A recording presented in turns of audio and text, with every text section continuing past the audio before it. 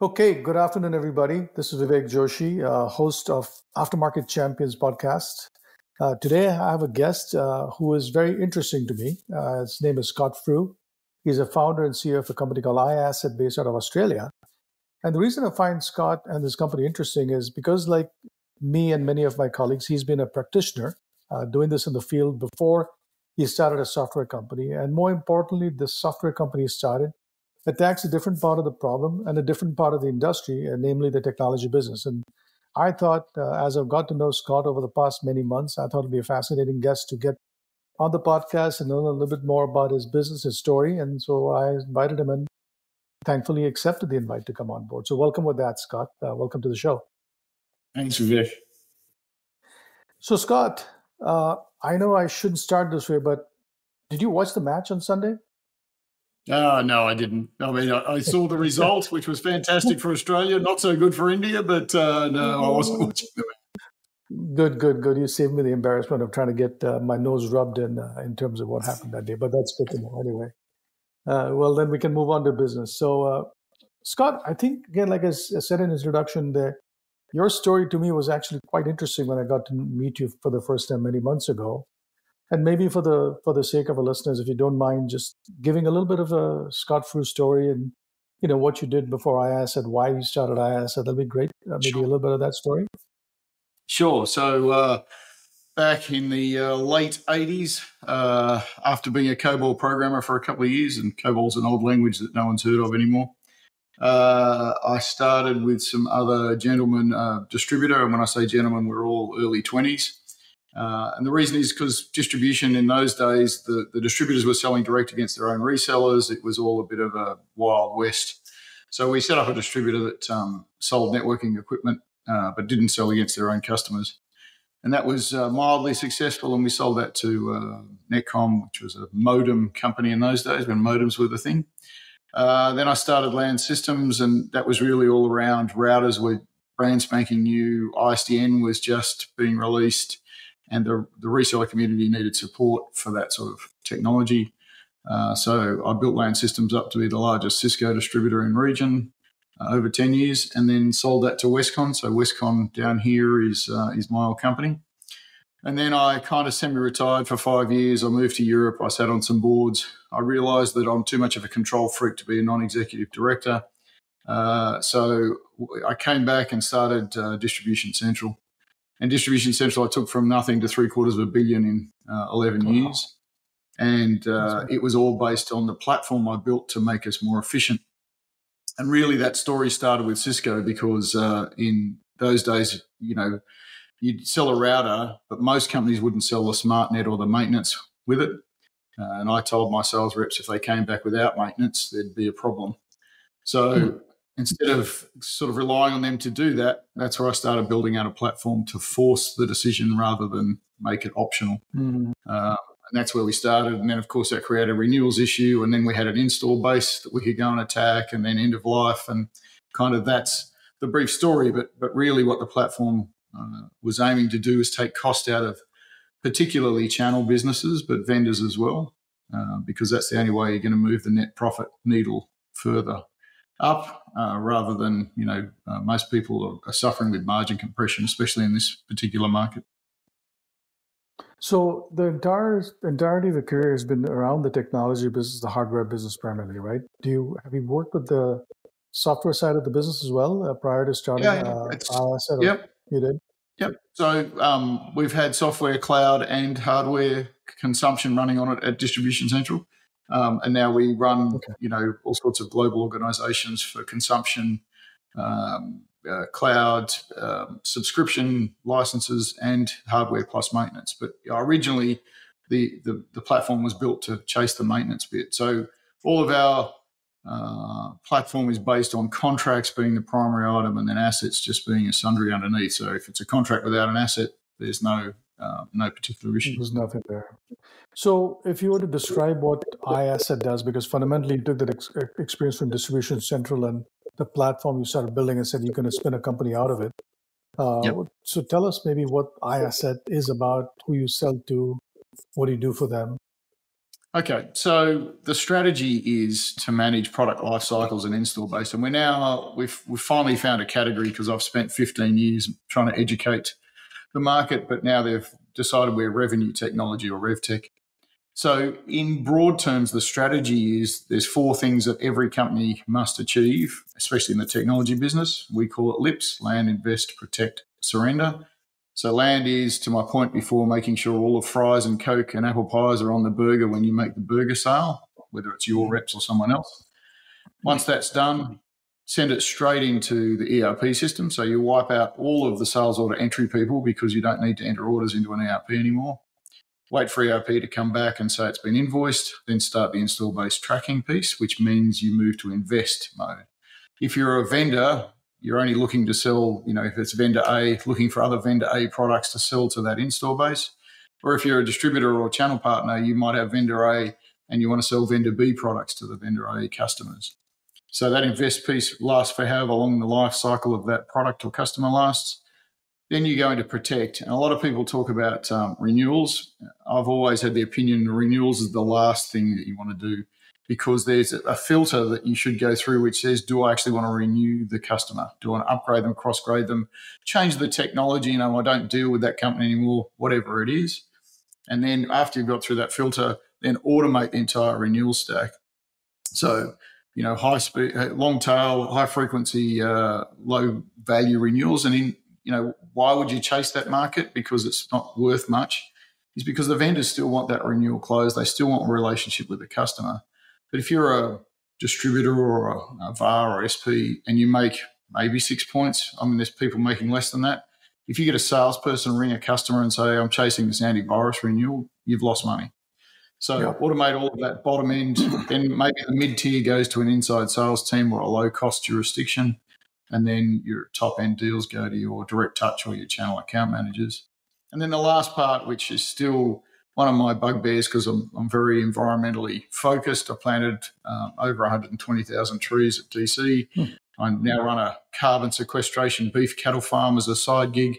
But really, the last bit, surrender. What do you do when the product stops? Now, if it's software, it's irrelevant. But if it's hardware, there's rare earth minerals in there, there's gold in there, there's all sorts of things in there from a recycling point of view, or could it be rehoused at another organisation? So only now have I got one big manufacturer who's engaged in that last part, appropriately last part of the life cycle, because they have ESG requirements themselves, but they've never had a platform that could track from cradle to the grave. And then ultimately where I want to get to is back to the cradle again.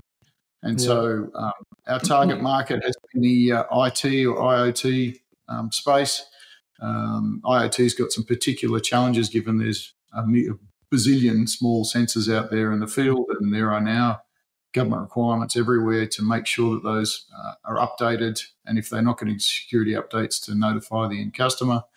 And, there's a little bit out there in med tech because you still need a software load, probably an update in your MRI if you don't want the hackers to break into MRI systems, as an example. All right. So that's kind of what it's all about, is making sure you don't miss all of the opportunities coming through your product life cycles. So you mentioned something in the early part of the conversation that when you were running Distribution Central, you used to warn your reps that don't come back without a maintenance contract, right? Without a support contract. But then you also recognize that some of the support contracts, the selling price or contract prices, only get 6, 7, 8% on it. There's not a lot of money left to pay your people. You also mentioned something while we were kind of leading up to this conversation about building out the automation, the RevTech automation to kind of just make this happen in the background. How does that align with the vendors, which is Cisco, Juniper, and all the other guys? How does it align with their broader strategy? And how do they, I hate to use this phrase, but how do they let you, quote unquote, have control on that process? Because that's their big issue, right? If I was a vendor, if I was a principal, like one of these companies, they want to be able to retain line of sight to the end user. How does that work with you guys? So I would argue for most of the manufacturers, they don't have line of sight of anything. They're lost in the fog of war. They might get some point of sale detail fed up through the channel, but the distributors and the resellers don't really care about the vendor's reporting requirements. And if you look at a global channel, Cisco or Juniper or NetApp or whoever it is, they can't see everyone in China. They can't see everyone in Thailand. They can't see everyone in Canada. They can see everyone in domestic US market because they're in the same time zone. They're close. Mm-hmm. So we're assuming for the most part they've got to deal and engage with this channel. And the channel wants the money. It's not that they're ignoring it. It's just they've never been enabled to do it. And a lot of people, in particular companies like Cisco, try and force them into a portal, which, if they're dealing with 30 portals a day or even more in some cases, they're never going to get any work done. So what you actually want to do is have a conversation if we're selling to a channel partner to say, let's get your arms around all of the renewal space, automate everything, and then you push it up to the manufacturer. And the manufacturer then is happy that the reseller is doing the job they're supposed to be doing. Right. So that's why, and in our, fundamentally in the IT space anyway, believe we were the first ecosystem product. And when I say ecosystem, I mean if you drop an ISET platform in the vendor, the distributor, and the reseller, they all integrate. Everyone can see everything, and you remove the fog of war and the doubt or the data points that are misaligned between each of those players. So when you just said what you just did, which is the vendor, the distributor, and the reseller, they all would have access to the same source of truth. And so theoretically, they do insofar as everyone wants control of their data, and I'm absolutely across that. So think about rather than a single source of truth or a platform sitting in the middle that everyone's going into, they all have their own data repositories, and their data repositories may have different fields or things that they don't share, but the basics are, customer name, renewal dates, or start and end of contract date, contract information, whatever it is. So everyone's still got their little silo of data, so they've got control of their business. And this is very much, as to my point before, being a control freak.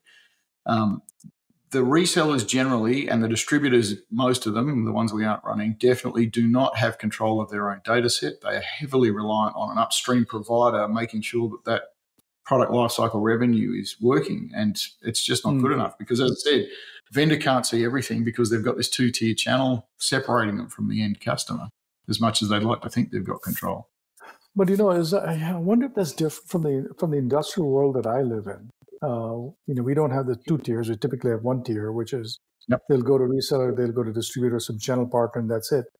But even then, those channel partners, be it a large manufacturer's rep or distributor or integrator, they tend not to provide any visibility back to the vendor, right? I mean, it's almost like you shall not cross this line and I'm never going to share this information. But it sounds like, at least in the technology market, people are willing to share the end user name, or did I misunderstand it? No. Point of sale data is an accepted transmission amongst the players inside the network. We had probably that industrial view back 30 or 40 years ago, but now it's an acceptable. Think about it from the terms of maintenance contracts. The manufacturer has to know where they're delivering that software maintenance to. If you revert back to Cisco, they've got 7 global price lists and not all services are available in all countries, so you've got to be able to deal with that. So this is very much a data issue, they're not worried about the manufacturer coming over the top and selling direct. There is a level of trust, and you see distributors and resellers fall out with their vendors, or the vendors decide that they're going to go direct and then regret their decision 3 years later and tell everyone how much they love the channel. That happens periodically. And I wonder if that is because the volume of goods that go through the channel is vastly higher in the technology business than the world I live in. There's only so many large pumps that get sold to the channel versus so many routers going through a channel or so many servers or whatever it could be, right? I wonder if that's one of the things where the vendor realizes there's no way they can ever keep up with this stuff, or no way they want to deal with the distribution and sales of that stuff, versus somebody selling a $50,000 pump and they're going to sell, maybe 20,000 of them a year. It's a different scale of the game as well, I think, right? It is in that straight sales motion. But if you think about and again, I'm not an expert in the industrial side, but if you think about someone who might put on some sensors or whatever, or something that requires some level of support on that pump, that changes it from a net new sale of $50,000 pump to potentially an annually recurring revenue of $5,000 or $7,000 per annum. And you want to make sure that money's coming through to the manufacturer and their partner if they have one in that particular case. So yes, there's the sheer scale of IT, but I was at an event actually last week where we picked up an award, and the industry when I started was only maybe 300 people, and there were 5,000 people there, and these are all just channel types. And that's what I'm saying, that every industry is now being touched by some sort of technology, some sort of sensor, and all of the people I speak to that don't have trailing revenue, even in the non-IT space, is how do you work it so you end up with trailing revenue? Because that's the only way you can sustain and build a business, rather than I've sold something, now I have to go and find someone else to sell to, right? It's just not as scalable. The recurring revenue magic, right? Everybody wants some of it, right? It's a good drug to have. Now, there's something you mentioned in the early part of the conversation also was about the install base. Yes. Right. You talked about the framework you have, land, something. Invest, protect, right? That requires somebody, aka your VAR or partner, to have complete visibility on what happened to that install base. Yes. How does the iAsset platform do that? And who's using it on a day-to-day basis to understand what's happening in the install base? So first up, from a data collection point of view, we're connected via APIs to every system we can connect to. So if you look at a very small reseller, we're going to be connected to Xero or MYOB or one of these bookkeeping type systems. So we'll track all of the financial data, and in some cases, in the very small ones, we're the master. So we tell the accounting system what to do, and it does it and tells us it's done. In the bigger ERP systems, they carry a lot more data typically, so we'll get a lot bigger feed through that pipe. But we also connect to license managed systems. So we've got one security manufacturer who we run globally. They put boxes effectively for free, they don't charge for the box, in their customer sites for security. And then they have consumption running on them. So their license management system talks to our system. So that's another source of data. Then you've got storage companies have dial home systems that tell them what are happening to the storage arrays. So we can connect to that, and then it can trigger us to do something with a channel partner. So let's say they know the customer's going to run out of storage in 3 months. Yeah. We can have a channel partner out there with another shelf. So we can connect to anything that's logical inside any sort of business, support desk, ServiceNow, and those ITSM systems. We can populate them with initial entitlement records from the sale, and then they'll tell us when something's been changed for the next renewal cycle. So there's a lot of base load data that we connect to, which means you remove the humans out of this process. And it can get a bit scary. I relate a story that happened only yesterday. I've got a customer, not a very big reseller, but they want to turn off the renewals engine because they can't cope with the flood of opportunities they're getting. And we're like, no, that's not actually the answer. You need to let the platform automate the quotes and let them out the door, but they've got very much want to control every quote, right? So you can go down the rabbit hole of co-termination, which, we can do, but you've got to get the rules from the vendor, and the vendors don't want to give up the rules, and there's all sorts of issues. But, really, you're trying to automate everything. So I don't want a sales rep particularly touching anything that the platform can do, so that they've got a relationship, they're on the phone to the customer, they're engaging at that, what do you need next? Not here's all of the drudgery of putting a quote out for another cycle. Scott, you started this company, 15 years ago on the iAsset side? Yep. You started in Australia. Yes. Is bulk of your team in and around Australia, and the market is the APAC region, or where's your market now? No. So we're about 40 North America, 40% Europe, and 20% APAC. So the reason is, the APAC, really a lot of our bigger customers are manufacturers or global distribution organizations. So they're naturally based out of Europe or North America. Australia, although we've got a lot of customers, they're smaller reseller type customers, because I can't sell the distribution here because the decisions are made in North America and the vendors are all in North America. So most of my team my development team is still here in Australia, and I keep it Australian, and that's really, we tried offshoring, completely different experience to you, obviously, but I don't have the connections. So we have all of our team developing here in Sydney. Then we've got delivery and sales in North America, Europe, and then we have a team in Manila, which is all our 24-hour support and QA, and they're my people. They're not outsourced. So that's kind of the spread of the business. The only reason I ended up back in Australia, because I was living in the UK, is it was a COVID story, which I won't bore you with, but that's where we are at the moment. When you started this company, obviously it's a long you're a long way from where you were 15 years ago, where you were building out the business. What is the biggest lesson or biggest observation you made in the technology business? Because like you, I was in technology about 20 plus years ago at another server vendor, as you know. We had a tough time keeping this straight. I mean, in fact, part of the reason I started in Title is that the pain I had as a VP of marketing for services in this business what led me to kind of build Title, because I wanted to solve that problem. What have you observed in the last 20 years? Because you've been around for as long as that or more in this business. Well, I've been around nearly 40. I know I look young for 40s, but it's been a long haul. Yes. Let me start with what hasn't changed. In the IT space, there are still companies that are manually trying to manage this stuff on Excel spreadsheets, or there's one global distributor that's trying to beat SAP into shape to do it, but it's just never going to work. It surprises me. So let me give you a US IT, and maybe this is a bit cynical for your viewers, but let me show you a US IT startup. So they build a widget, whatever the widget is. They go and employ a team to run Oracle or SAP or NetSuite over the top of it. They go back to building the widget, and they keep building widgets and expect everything to happen at the back. No one actually, even though they're innovative companies, innovates on an operational stack. They think they are, but they're not really. They're running systems that were built in the 80s and 90s, and they're now as bloated as Cisco IOS is. They can no longer be agile, right? Yeah. So nothing has changed from that point of view, and we still have startup conversations. There's one large company that comes back to us every 2 years and says, we need to solve this problem. Okay, here's the platform. And then IT comes along and says, no, we can build that.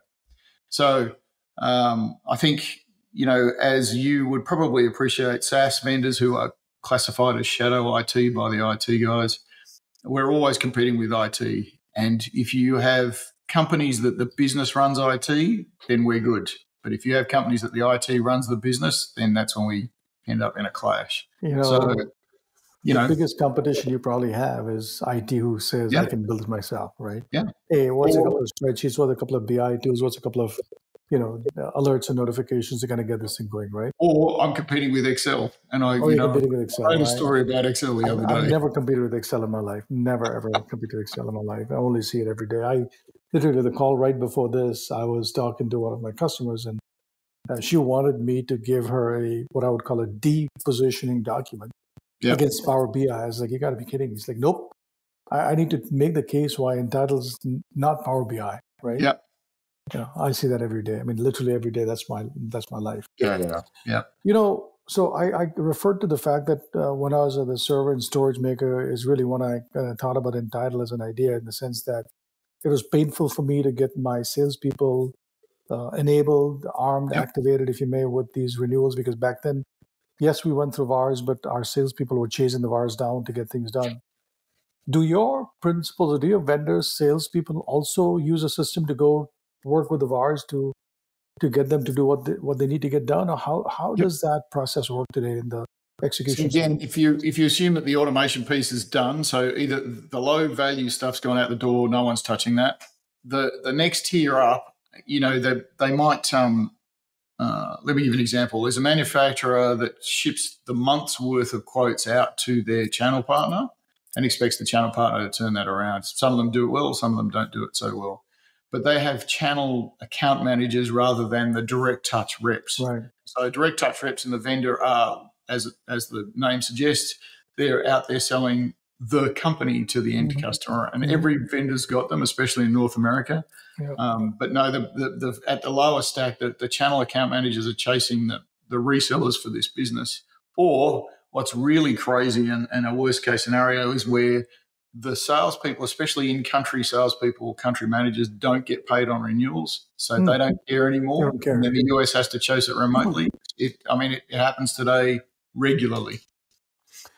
So it sounds like in many ways, This is 2023. I was a VP of marketing in 2003, 2004. Really not much has changed to that degree, right? In terms of Well, it's some people it's not caring about it, right? yeah, it's your innovation hump, right? So the ones that care deeply about it are the ones who have grappled with consumption and have moved to that recurring revenue cycle. There are still a lot of very old school people, particularly in global distribution, who have not moved at all in that time, which is just crazy. And that's why, to a certain extent, if we can't sell it to one of their distributors, we can sell it to their customers, and their customers take control of that data. And it actually gives the reseller a more powerful position to negotiate with the distributor because they now have the control of the data, not waiting for it to come downhill. You mentioned something a little while ago, which I want to pick up on. You mentioned that you're trying to automate everything, and I don't think you use this phrase, but you're trying to remove human intervention from many of these processes. At least that's the phrase I'm using. Yep. I bring that up because, I obviously, just like you, I talk to my customers and prospects every day. I was in Europe last couple of weeks ago. I mentioned that to you. And in North America and in Europe, there's a massive talent crunch going on where Yep. there's older people retiring, the veterans are retiring, and the new people aren't coming into the business. More importantly, when they come into the business, they're not trained enough to kind of figure Yep. out what's going on. So I've been thinking about this whole notion of what I would call autonomous aftermarket, which is kind of related to what you were saying, which is, you know what?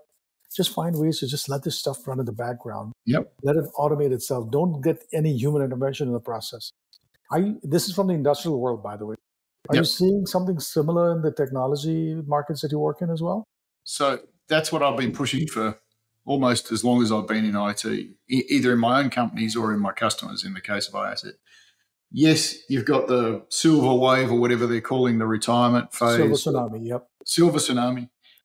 You've got this lack of trained technical resource, and particularly if you look at cyber is sucking up every intelligent person they can get their hands on at the moment. Yep. So that's creating this glut in this scarcity in other markets. So my entire go-to-market is if a human doesn't have to do it, you don't. The principal or the business owner doesn't have to worry about sick leave and holidays and all the other bits and pieces that go on with humans. And the human actually gets to enjoy their work a bit better because they're not sitting there. There will be someone watching this who is sitting down after this video to do another quote in Excel or some other manual system that they have to do every day over and over and over and over again. Right. And if I was working for someone and they gave me that job, I'd be out of there 3 minutes later. It's just this repetitive nature. And if you shift that forward, even more forward, you've got AI coming down the pipe. So we've had a machine learning module for our system. If you get 3 years of renewals data in a row, we can start to predict your fail rate more than a quarter ahead. But generative AI changes that again. So we're sitting here thinking, right, well, if dashboards are going to become less relevant and it's going to be a question and answer type thing, how do you do that over install base? So we had a leadership team meeting last week down in Sydney, and it was really all about, what are those next steps? What's the average person inside a vendor, a distributor, and a reseller going to ask about that? Or is the generative AI going to be presented to the end customer so they can query their own install base or whatever's going on above them? So there's all of these different pieces coming which are not human-based. So the first thing I would recommend any viewer is make sure your data is rock solid, because if AI makes decisions on data that's not rock solid, you're going to end up with the wrong result. And this happened to me yesterday. I asked generative AI to write a formula for a spreadsheet I was doing some calculations on, which was so complex, I just couldn't be asked trying to get my head around it. Excuse my French. But it put the formula out wrong. I had to go in and modify the formula because although it understood and repeated what I'd asked it to do, the formula was wrong. So my point in your world and my world is if you don't have that install base data absolutely rock solid, and then they're trying to run businesses over it, then you try and run AI over it, it's all going to fall apart. What you said is actually interesting, but I'm going to ask you a little bit more provocative question. How many or what percentage of your customers that you sell to, be it VARs or distributors or maybe even the vendors, how many of them even ask you about AI right now? None. Because it's really sad. The reason I ask you the question, I come from the electromechanical stuff making industry. I would think that the server and storage and, networking gear makers would be a bit more sophisticated and a bit more advanced than that, but clearly not. I mean, I had an executive advisory board like a month and change ago, and I asked people, actually I did ask people, I asked what's on your horizon, and none of them mentioned AI. Yep. Certainly not Gen AI, right? Yeah. So I was like, okay, well, it's almost like, you're trying to figure out, do you build a faster horse or do you build a car that people realize, well, I didn't need a faster horse, I needed this car, right? Yeah. Well, the risk is, as you would know, build it and they will come. There's a lot of risk in that, right? But we're trying to predict what that is in the future. And back to my point about these technology companies, they are very focused on the widgets and not focused on operational efficiency. Yeah. In our business, I'm not exactly going to take the speculative build risk, because if I were to build a car, they're simply looking for faster horses. So I'm kind of being a bit more pragmatic about, what to build and what not to build. Well, the only problem is I'm one of those entrepreneurs that sure is right. And I mean, I've spent 15 years building a platform I wanted 15 years ago, and it works and under stress. And once we get into a customer, they expand very quickly. That's right. But, every next massive step we take, which takes obviously dev resources and time, and, you've got to break a few things. That's always a risk in this particular business. It is a risk in this particular business. And that actually leads me to the last question or two, which is, what's next for iAsset? Where do you see this business going? What do you think your market's doing, and how do you line up against that? Well, I think to your point, from a technology pace, where AI is the big thing, and Copilot, and we're a completely Azure backplane. So once Copilot has, and I haven't talked about security of AI, but if anyone's watching this, don't load anything that's proprietary into ChatGPT. Exactly. Because it becomes public information. But once Microsoft's got their stack, and I think I saw a news article this morning that the CEO of ex-CEO of ChatGPT has gone to You Microsoft. missed the drama this weekend. Yeah. It was a soap opera the entire weekend here. Yeah. Well, now he's working for Microsoft, apparently. Yes. So in the technology context, we're charging ahead on the AI piece. There's some other automations which are a bit early to call yet that we're working on. We're upgrading our mapping algorithms at the moment. So, we had heat maps a while ago, and then we had a massive, and again, whether you do a software business again, I don't know, but you do a complete rewrite because you realize where the holes are in the future, and that changes a whole lot of things, and then you've got to catch up again. So our mapping algorithms, which will give heat maps to the IT vendors as to where they're doing well or not doing so well in an instant. That's the kind of pre-API level. Pre-AI level.